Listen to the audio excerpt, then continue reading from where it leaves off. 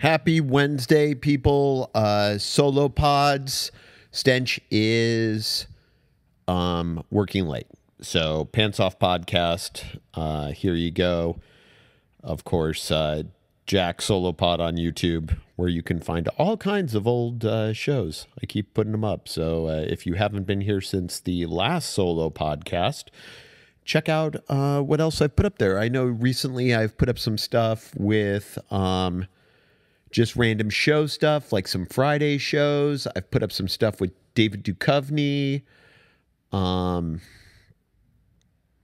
who else? What other? Caroline Ray. Doing Therapy Thursday.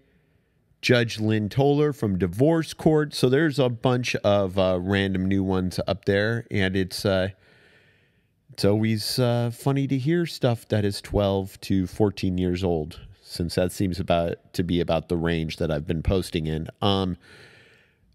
The way it worked with the show is there's only so many, like you can only go back so far, because when I started on the morning show, we used to archive onto DAT tapes. And then when we ran best of, we would make best of CDs and those would get thrown out. So I don't have any of those, and I don't remember how many years we did that. Then at some point, recordable CDs became affordable, and we got a recordable CD player in the studio. And that is when I started to archive Everyday's show onto a CD, and that is what I have some of. So far, the oldest that I have found is Jamie and Danny shows from 2004. But I don't know, somewhere along the line, maybe I'll find some stuff that's a little older. But that might have been right around the time we switched to recordable CDs from DAT. I don't know. But anyway, so those are up there. And it is the day after tax day. Hopefully you are getting or already have received your refund and you do not owe. I guess yesterday there was a problem with the IRS electronic filing system, at least for part of the day, and people couldn't file. I'm sure that panicked the hell out of people. But the story from yesterday that I found most amazing was the Southwest flight where the engine blew up. One of the engines blew up, and when it exploded, it broke out a window in the plane, which sucked one of the passengers partially out of the plane, and the other passengers pulled her in, and then she ultimately passed away from her injuries, which is horrible, but craziness. It was something like the first airline death in 30 years or something. I don't know. It was a long-ass time here in the U.S., but that is crazy. I always, for some reason, end up sitting in that window seat right by the engines, right over the wing whenever I fly. Somehow that's just where I end up. And, but not the exit row. I never get that. That looks like a pain in the ass to me. So I always try and avoid the exit row. I know you get a little extra leg room, but there's the added responsibility, and depending on where you're at, you don't get you don't always have some place to put your stuff, and so I usually avoid that, but that's me. But I thought that story was absolutely crazy.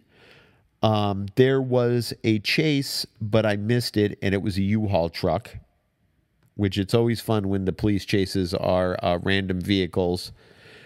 I just caught the end of it on the news, so I didn't get to see the actual chase. Oh, and yesterday evening, Barbara Bush passed away at 92. Now, we knew she was sick, and we had discussed already that she had said she didn't want to be in the hospital anymore. They took her home and basically waited for her to pass. I know there's been an outpouring of well wishes and condolences to the family. So there is that.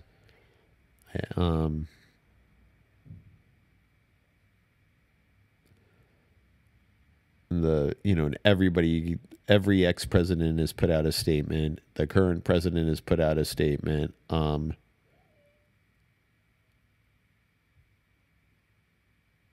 Here's her grandson. My grandmother's entire life was focused on others.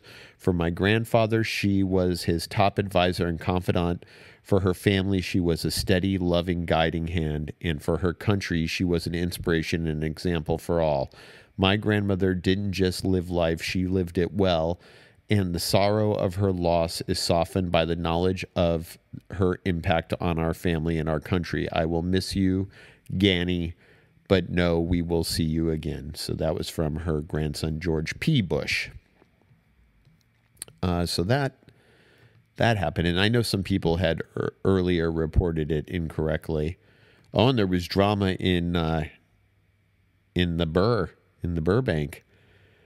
3 bodies today were found in a vehicle over by like where the Home Depot is, 1300 block of South Varney Street. At about 7:10 a.m., parking enforcement rolled up because they had a complaint, and they noticed that one person who appeared to be dead was inside the vehicle, which was a burgundy Jeep Patriot. The paramedics responded to the scene and determined there were 2 more people dead inside the vehicle. They say one person was described only as a man, but police have not released any additional information about the other people found in the vehicle. They say it's unclear how the people died or how long it had been they had been in the vehicle, but police are treating the incident like a homicide. And Sergeant Derek Green called the deaths highly suspicious. So there you go. They say the Jeep was registered to somebody in Tennessee. They're saying they're looking to see if the case could be related to 3 men who were traveling from Bakersfield to Riverside and haven't been seen in days.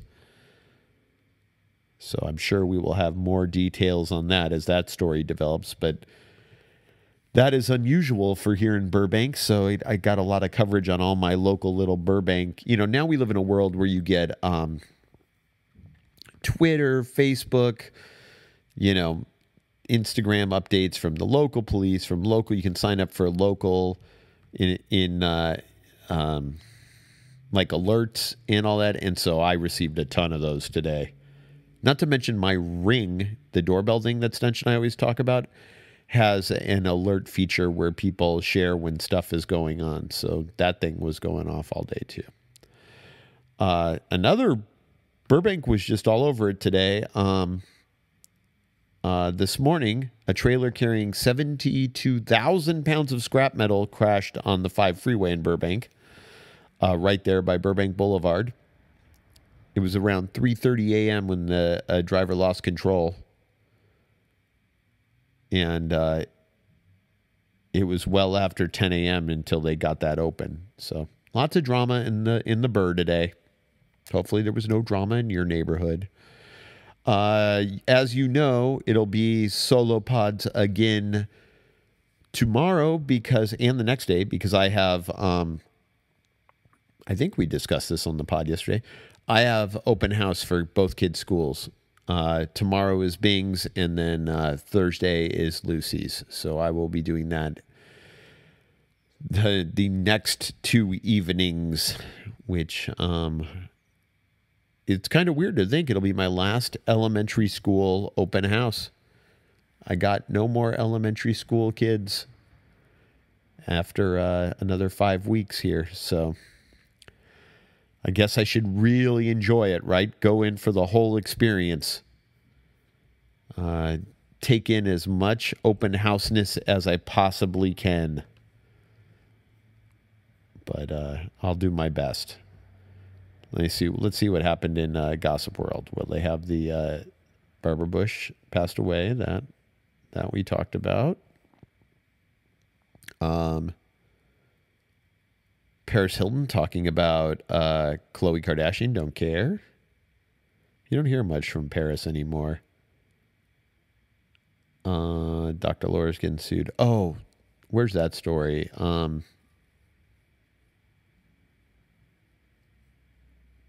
Let's see. Because I did like this story, but I want to get all the details verbatim, because it's about time this has happened. Let me load it up, and I'm sure it's right here on this homepage. Let's see. Yep, here we go. So, InfoWars host Alex Jones is being sued by the parents of 2 children killed in the Sandy Hook Elementary School massacre over his claims that it was a hoax. I am so glad they are doing this. We have talked about how infuriated I get at these people who torture these parents of children who were murdered at school with their ridiculous conspiracies. And so I'm glad that they're going after this idiot. Jones's conspiracy theories led to death threats and intense emotional anguish, the parents allege, in 2 separate lawsuits that seek more than $1 million in damages each. The lawsuits were filed late Monday in Texas Travis County District Court by Veronica De La Rosa and Leonard Posner, whose 6-year-old son Noah was killed in the shooting, and Neil Heslin, whose son Jesse, also 6, was murdered. The lawsuit chronicles Jones's campaign since the shooting, claiming that De La Rosa is a crisis actor and urging his audience not to believe any of it. The lawsuit cites a April 2017 segment called Sandy Hook Vampires Exposed, in which Jones talks about an interview De La Rosa did with CNN's Anderson Cooper. Jones claims the interview uses a green screen and that it did not take place at the Edmund Town Hall in Newton. He also rants about CNN, the Gulf War, the Arab Spring, Libya, and Syria before circling back to say CNN and De La Rosa are not to be believed. The lawsuit says, based on the video footage of the Anderson Cooper interview with De La Rosa, Mr. Jones sought to convince his audience that they should not believe any of it. Jones's conspiracy theories have not only caused emotional suffering, but resulted in Posner receiving death threats from an InfoWars fan in 2017, according to the lawsuit. And it goes on to talk about that. The other lawsuit filed by Heslin focuses on Jones's claims that the father was lying when he told Megyn Kelly in a June 2017 interview that he had held his son's dead body and seen the bullet hole in his head. I lost my son. I buried my son. I held my son with a bullet through his head, he responded when asked about Jones's claims. Jones and InfoWars correspondent Owen Schroyer, who was also named as a defendant in the Heslin lawsuit, then aired a segment which Schroyer claimed that Heslin couldn't have held his child because bodies were identified through photo identification after the shooting. The statement made, fact-checked on this, have said cannot be accurate. He's claiming that he held his son and saw the bullet hole in his head. That is his claim. Now, according to a timeline of events, the coroner's testimony, that's not possible, Schroyer said on the show. And then they said, the reality is the bodies of the Sandy Hook victims were released to their families for burial after the initial photo-based identification. They say this is a heartless and vile act of defamation, reignited the Sandy Hook false flag conspiracy, and tore open the emotional wounds that the plaintiff has tried so desperately to heal, according to the lawsuit. So they say in November 2016, Jones aired a segment titled Alex Jones' Final Statement on Sandy Hook, but then continued to repeat his conspiracy theories into 2017. And they say by making renewed accusations about the plaintiffs in 2017, InfoWars breathed new life into this conspiracy and caused intense emotional anguish and despair. Now, I've read some other statements, and this goes on for a while to talk about it, but that said this is going to be a very hard case to win, but I hope they do. I cannot stand these people, especially this douchebag who is looking to profit off of idiots on his shitty radio show by exploiting these poor parents of murdered children. It is just disgusting, and I hope that they take them for everything It would be awesome to bankrupt him and get that show shut down. I understand it's a long shot, but I am holding out hope for that because what an ass, right? So anyway, what else do we got going on? This headline just says, Russia is laughing at Trump, former ambassador to ex-Soviet Union says. So I don't know what that is, but I don't feel like reading it. I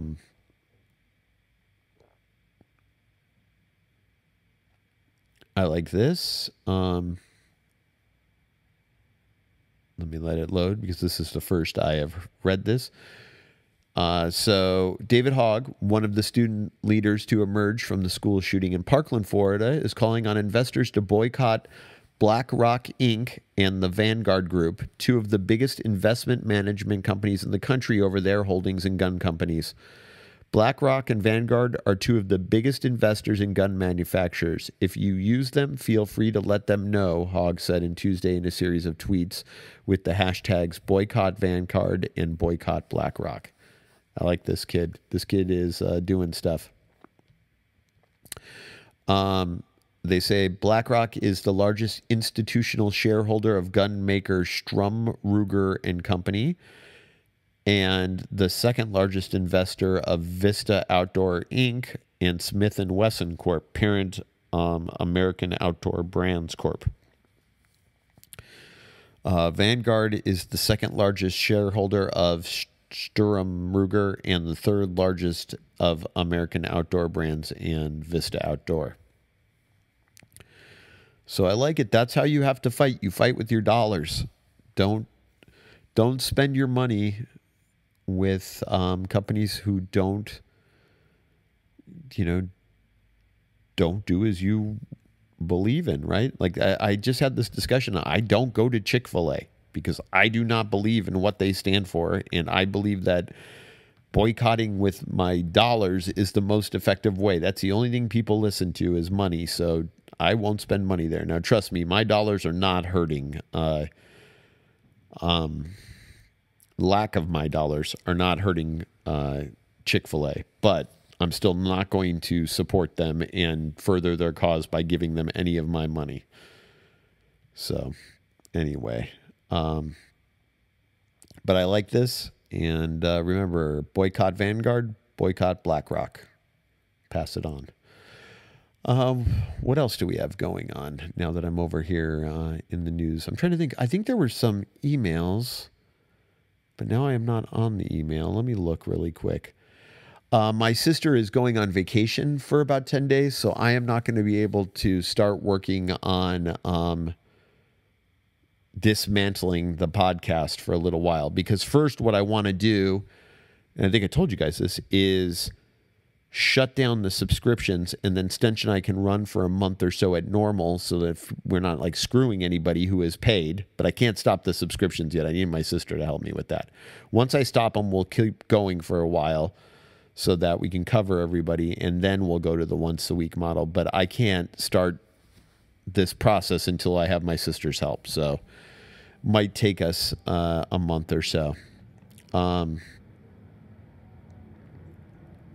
the IRS is giving taxpayers one more day, so you have an extension. You can file today due to that, due to the site crashing. It says the IRS will give last-minute filers additional time to file and pay their tax returns after the webpage for the paying their tax bills using their bank accounts crashed. The page was operational again as of 5:05 Eastern time yesterday, but it was unavailable for most of the day. The IRS apologized for the issue and said it appreciated everyone's patience. They said individuals and businesses that were originally due to file on Tuesday will now have until Wednesday night. So there you go. You get it doesn't have what the deadline here. Let's see.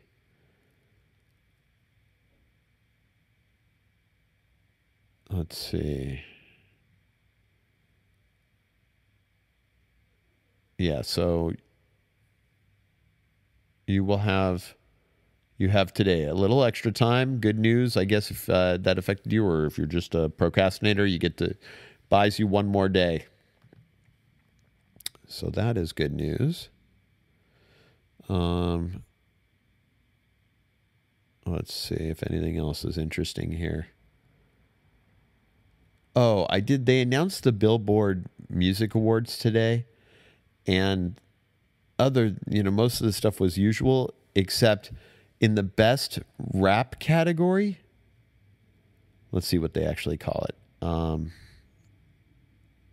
If it's best female rap or just best rap, best song, best social, best touring.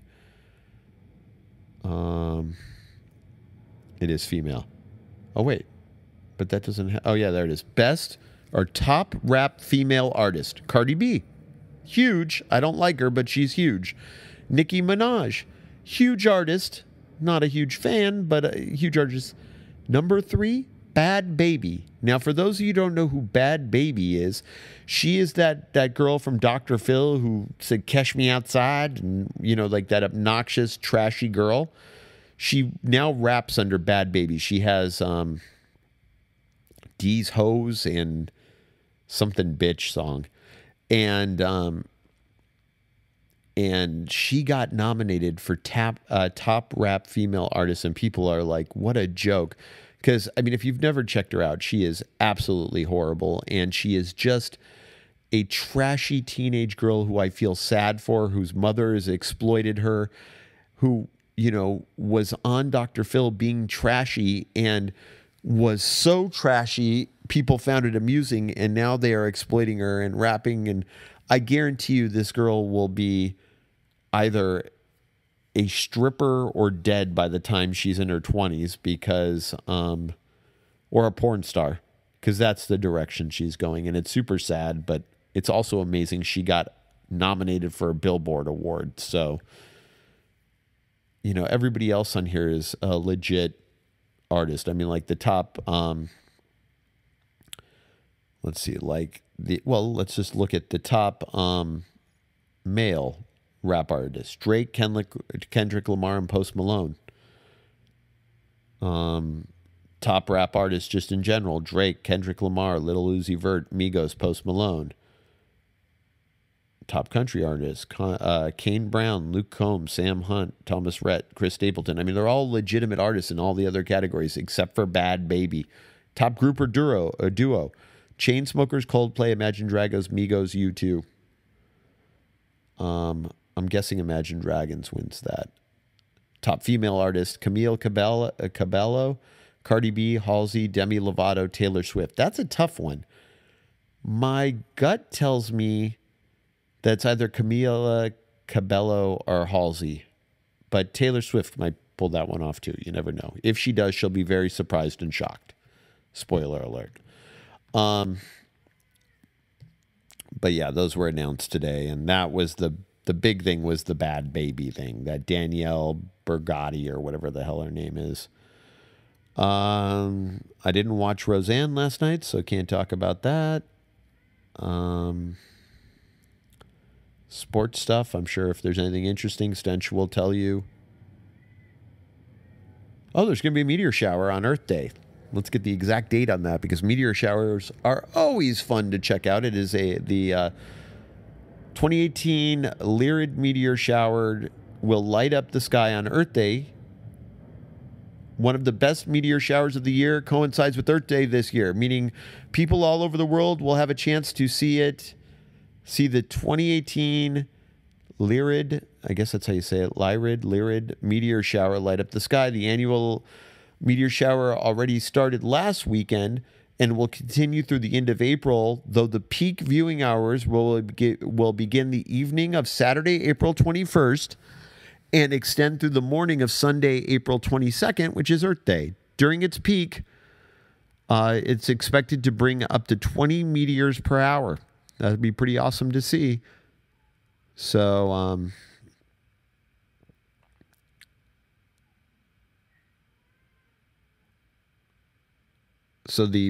its peak will be in the early morning hours of Sunday, April 22nd. You got to get away from light, obviously. Go out into the boondocks. I like to go out to the desert. I have gone to to Vasquez Rocks before to watch meteor shower, which is not that far a drive. It's only about 20, 30 minutes from the valley, and that's a good spot to see it, but I highly recommend it. If you've never gone to check out a meteor shower, a lot of fun. Put on a playlist. Make yourself a meteor shower playlist. What songs would be on your meteor shower playlist? Let's think. Starman, David Bowie. Starboy, The Weeknd. Shooting Star. I don't remember who did that. Who did Shooting Star? I want to say it like it was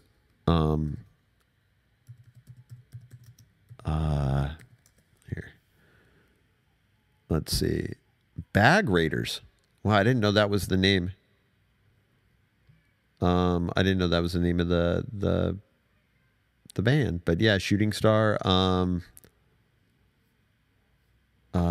Let's see. What other Star songs are there? Let's see. Lucky Star, Madonna. Sky Full of Stars, Coldplay.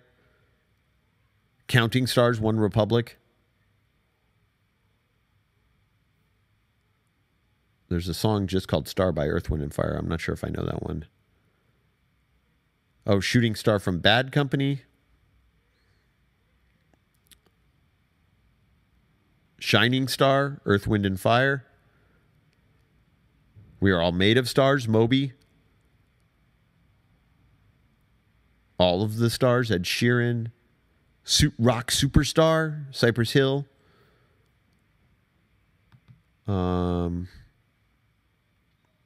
Dark Star, Grateful Dead.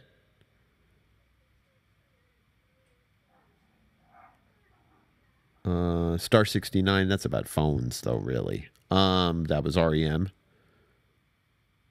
Black Star, Radiohead.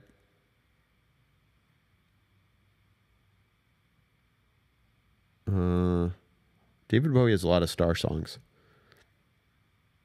So, build your Star playlist on Spotify, and then go out there, get in the dark, bring some snacks, and enjoy a Earth Day meteor shower. I am going to go get ready for my first of 2 open houses. I need to prepare myself to see artwork and writing journals and various other things that kids do in the 5th grade, which is just a warm-up for the next day when I get to see what kids do in the 8th grade. So, until we speak again, have a wonderful Wednesday, and jack off.